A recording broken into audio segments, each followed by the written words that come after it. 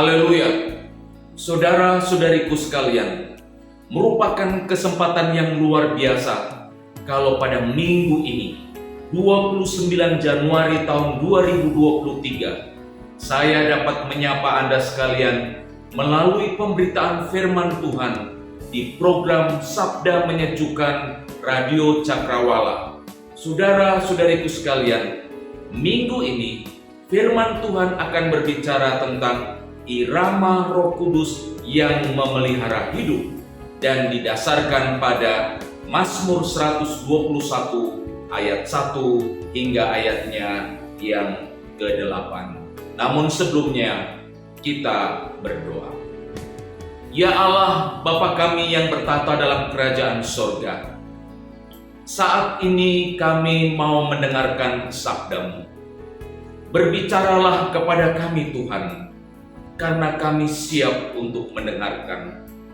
Biarlah melalui firman ini, hidup kami akan terus diberkati dan kami akan semakin setia kepadamu. Dalam nama Yesus, kami naikkan doa ini. Amin. Mazmur 121 ayat 1 hingga ayatnya yang ke-8. Tuhan penjaga Israel, aku melayangkan mataku ke gunung-gunung. Dari manakah akan datang pertolonganku?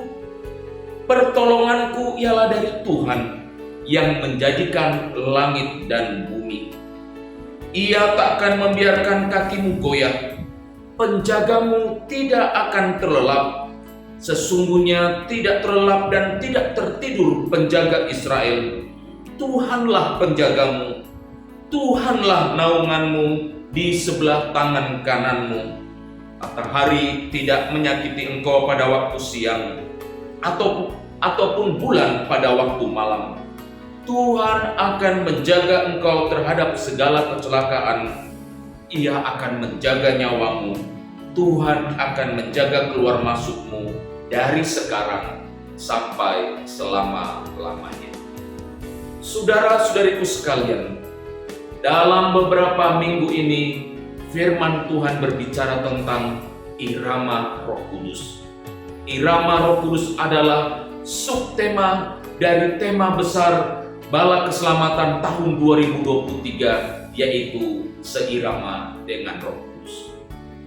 Mungkin Anda bertanya-tanya, seperti apa irama Roh Kudus yang menyertai dalam perjalanan? Seperti apa irama Roh Kudus yang menuntun kita pada ketaatan firman? Dan seperti apa irama Roh Kudus yang memelihara hidup? Saudara-saudaraku sekalian, kalau kita melihat arti kata dari irama, maka irama adalah alunan atau nada. Bisa juga tempo, yang pada umumnya kita sering kaitkan dengan bunyi atau suara. Sehingga dalam pemberitaan firman Tuhan yang berkaitan dengan irama Roh Kudus, baik yang menyertai, baik yang memimpin, maupun yang memelihara hidup, maka kita harus pahami adalah bagaimana bunyi atau suara Roh Kudus yang selalu menyertai kita, sehingga dalam langkah-langkah hidup ini kita akan menjadi seirama dengan Dia. Nah, pada Mazmur 121 ini, bagian firman Tuhan yang sering kita baca, bahkan perikop ini sering menjadi ucapan berkat yang disampaikan oleh para hamba Tuhan ketika ibadah akan selesai. Dan saya percaya bahwa kita semua menikmati ucapan berkat yang disampaikan oleh para hamba Tuhan ketika Mazmur 121 ini dibacakan. Kalau kita melihat secara keseluruhan, maka Mazmur 121 ini adalah sebuah pujian yang berkaitan dengan kepercayaan. Mazmur kepercayaan atas pemeliharaan Tuhan bagi umatnya. Khususnya penulis dari kitab ini atau pada pasal ini adalah Raja Daud.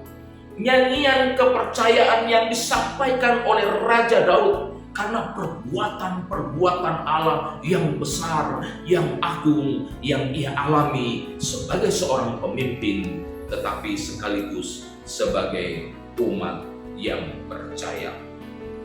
Nyanyian kepercayaan ini, saudara-saudaraku sekalian, justru menyatakan kesempurnaan Allah dalam memelihara hidup kita. Kalau kita berbicara tentang kesempurnaan Allah dalam pemeliharaan hidup, maka sesungguhnya kesempurnaan itu bukan karena kita menjalani hidup ini baik-baik saja, tanpa tekanan atau tanpa cobaan. Tetapi justru kita melihat kesempurnaan Allah itu terjadi ketika badai datang menerpa kita, tapi tangannya yang kuat menopang kita untuk terus menuntun melewati badai itu.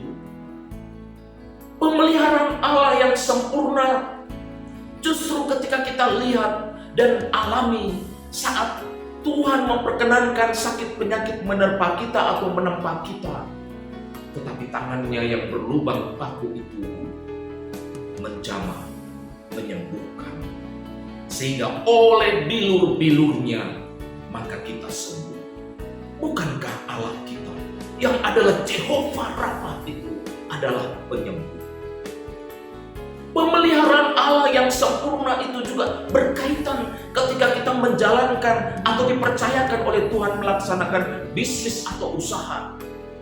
Dan kita tahu semua, akhir-akhir ini begitu banyak tantangan diperhadapkan kepada para pengusaha oleh karena keadaan ekonomi yang sedang terjadi. Tuhan memperkenankan kesulitan, bahkan krisis terjadi atas usaha Anda. Tapi Tuhan tidak pernah tinggalkan Anda. Ia akan meneguhkan, Ia akan memberikan hikmat kepada Anda. Bahkan kalau toh seandainya krisis itu harus terjadi, Dia telah menyiapkan bagaimana pemulihan itu akan terjadi. Bukankah kita mengimani bahwa Allah kita adalah Jehovah Jireh, Allah yang menyediakan. Saudara-saudaraku sekalian, dalam konteks Mazmur 121 ini, kita coba melihat pemeliharaan Allah itu seperti apa. Dan kalau kita berbicara tentang pemeliharaan Allah, maka kita harus memahaminya Allah yang adalah Allah Tritunggal, Bapa, Anak, dan Roh Kudus. Maka ketiganya ada di dalamnya. Secara khusus kita akan melihat bagaimana Allah Roh Kudus itu memelihara hidup kita atau hidup orang-orang percaya. Yang pertama-tama, saudara-saudaraku sekalian, kalau kita melihat konteks dari Mazmur 121 ini, maka kita akan melihat pemeliharaan Allah atau karya Allah yang dinyatakan pada masa yang lalu, tetapi juga pada masa yang sekarang. Pemeliharaan Allah pada masa yang lalu, Ia telah mencukupkan segala kebutuhan hidup kita, tetapi juga berbicara tentang pemeliharaan Allah melalui Roh-Nya yang memimpin kita, yang mencukupkan kehidupan kita saat ini. Saudara-saudaraku sekalian, pemeliharaan ini diungkapkan dengan sebuah frasa, "Aku melayangkan mataku ke gunung-gunung. Dari manakah datangnya pertolonganku?" Luar biasa. Firman ini dinyatakan kepada penulis untuk kembali melihat bagaimana karya pemeliharaan Allah dalam hidupnya ketika ia melayangkan matanya ke gunung-gunung, ke lembah, melihat perbuatan Allah yang besar yang telah terjadi. Pemeliharaan itu menyangkut peristiwa di mana orang-orang percaya atau umat Tuhan pada saat itu sedang menghadapi musuh. Bahkan juga saudara-saudaraku sekalian, dalam menjalani hidup sebagai umat Tuhan, mereka juga sering melewati lembah dan gunung. Dan ketika firman ini dinyatakan kepada penulis, maka saudara-saudaraku sekalian, penulis mengingat betapa ajaibnya Allah bekerja waktu mengalahkan musuh-musuh harus melewati gunung dan lembah. Bahkan banyak di antara umat Tuhan yang tinggal terpencar, dan ketika mereka akan mengadakan ibadah di Yerusalem, di kota yang suci itu, maka mereka juga harus melewati gunung dan lembah. Maka benarlah firman ini yang mengatakan, "Aku melayangkan mataku ke gunung-gunung, dari manakah datang pertolongan?" Saudara-saudaraku sekalian, ketika mata kita melihat di sekeliling kita, maka Tuhan menyatakan perbuatannya yang besar dalam hidup kita. Pemeliharaannya yang telah terjadi, perbuatan-perbuatannya di masa yang lampau yang menyatakan mujizatnya, sehingga kita ada hingga saat ini. Dan patutlah kita mengatakan, Ebenezer, sampai di sini Allah masih menolong kita. Bukankah ini menunjukkan pemeliharaan Allah yang sempurna itu? Pemeliharaan ini berbicara tentang providensia Allah yang tak pernah berkesudahan dalam kehidupan kita. Bahkan Dia adalah Allah pencipta. Dan ketika firman ini dinyatakan, gunung-gunung itu, lembah-lembah itu menjadi saksi, di mana penulis atau bahkan umat Tuhan merasakan kuasa dan mujizat Tuhan itu. Sehingga benarlah kalau dikatakan bahwa gunung-gunung pun memuliakan Tuhan. Providensia atau pemeliharaan Allah yang adalah Allah pencipta tidak pernah berhenti dalam kehidupan kita. Ia tidak pernah tertidur dan terlelap dalam menjaga dan memelihara hidup kita. Penyertaan Tuhan dalam memelihara hidup diungkapkan dengan kata-kata, Ia selalu ada di sebelah tangan kanan kita. Saudara-saudara sekalian, bayangkan kalau Anda sedang mengadakan perjalanan, Anda sedang mengalami ketakutan. Oleh karena kondisi perjalanan, entahkah karena cuaca atau medan yang Anda harus hadapi, ketakutan itu meliputi Anda. Lalu Anda diingatkan, di sebelah tangan kanan kita ada Allah yang menyertai. Bayangkan saudara-saudara sekalian, ketika Anda mengelola usaha, Anda sudah berusaha melakukan dengan begitu baik, tetapi kelihatannya seolah-olah keuntungan itu tidak datang, dan justru malah kerugian yang terus terjadi. Lalu Anda diingatkan bahwa Allah ada di sebelah tangan kanan kita yang siap menolong dan siap menyertai kita.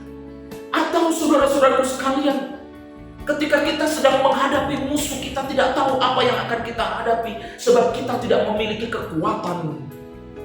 Tetapi Anda menjadi tenang karena firman ini mengatakan bahwa Ia ada di sebelah tangan kanan kita. Haleluya, terpujilah Tuhan, sehingga semua ketakutan itu akan menjadi sirna dan kita akan kuat dalam menjalani hidup ini. Saudara-saudara sekalian,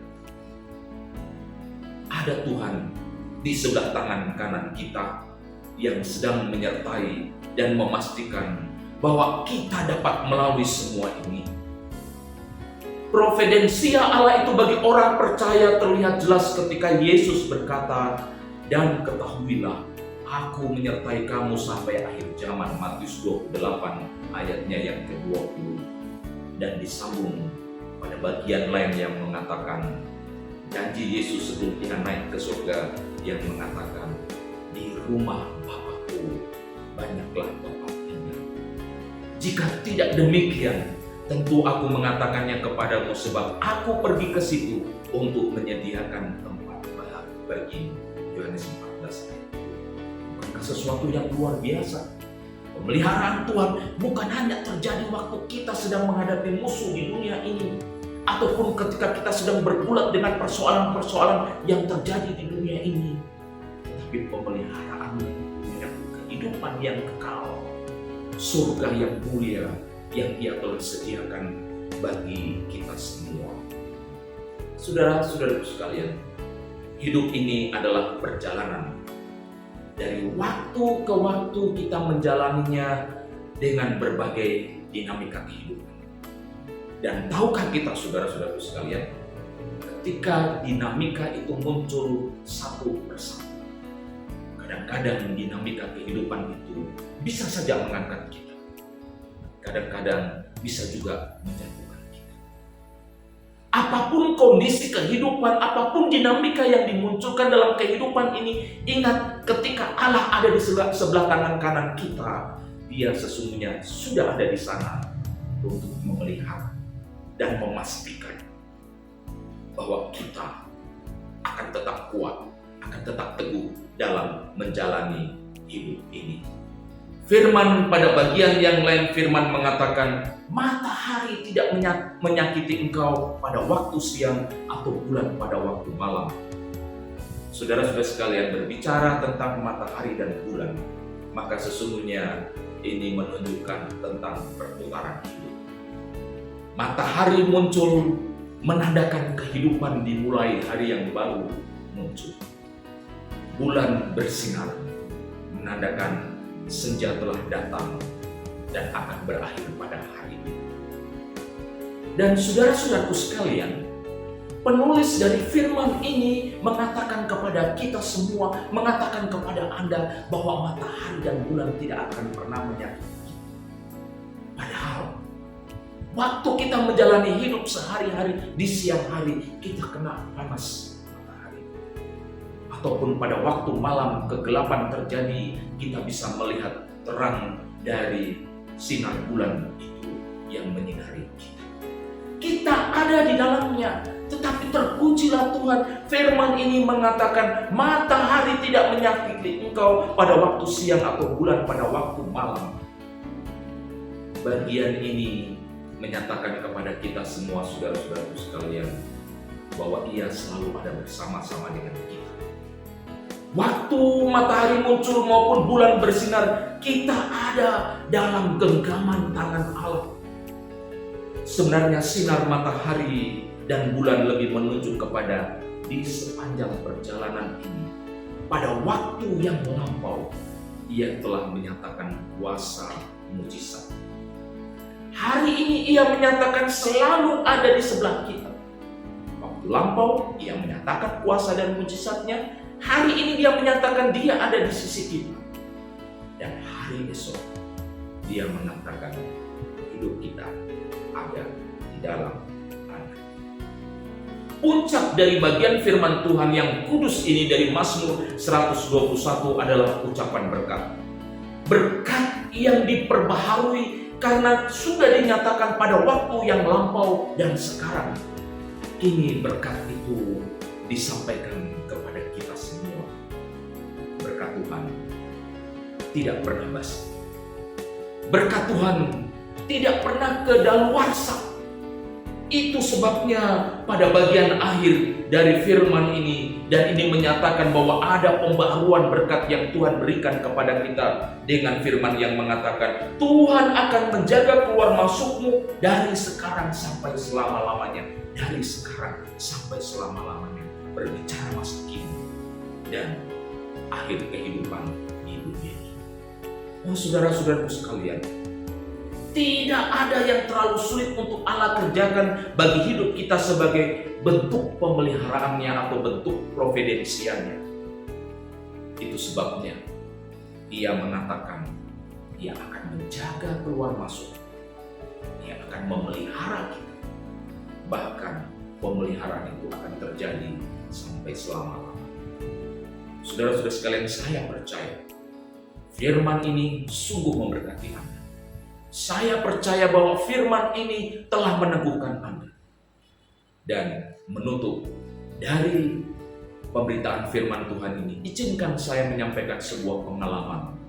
Bagaimana pemeliharaan Allah itu terjadi, bukan karena Allah yang langsung bekerja dan menyatakannya kepada kita, tetapi Allah dapat menggunakan orang lain untuk menggerakkan dan menolong orang lain sebagai bentuk pemeliharaan.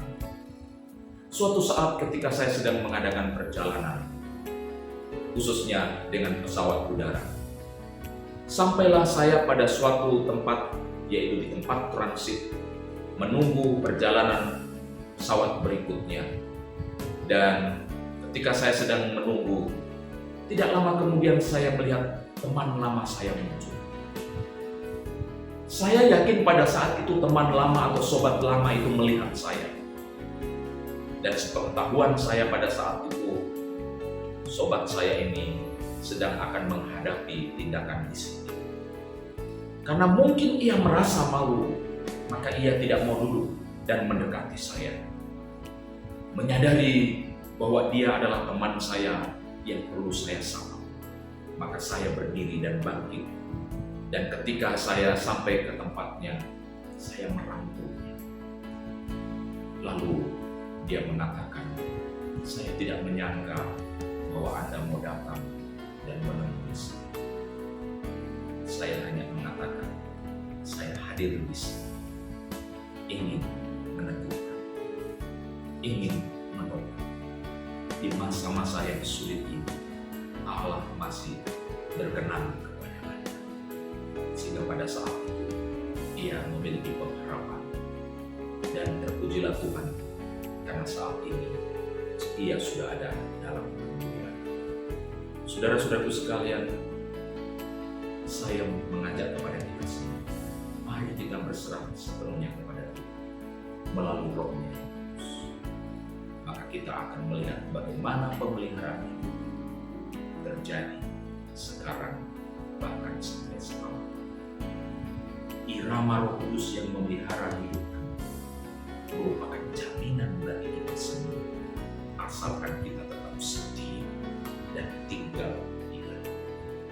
Mari kita berdoa. Bapa dalam kerajaan surga, terima kasih karena firman-Mu yang telah kami beritakan, telah kami dengar, telah meneguhkan kami.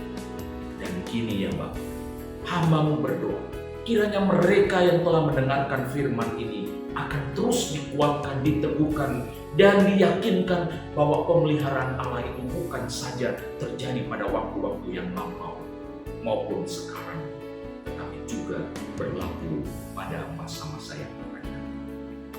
Jikalau ada di antara mereka yang saat ini sedang mengalami kesulitan ekonomi, bisnis mereka terlalu sulit untuk dikelola, hamba-Mu berdoa, Tuhan kiranya akan melawat mereka, pulihkan hidup mereka, pulihkan bisnis mereka, pulihkan rumah tangga mereka, pulihkan studi mereka, pulihkan pekerjaan mereka, baharui hidup mereka ya Tuhan.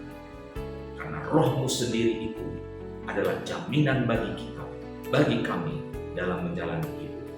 Terima kasih ya Bapa. Biarlah kemuliaan-Mu selalu dinyatakan kepada kami ketika kami ada di dalam Engkau dan Engkau ada di dalam. Dalam nama Yesus kami berdoa. Amin. Amin. Haleluya.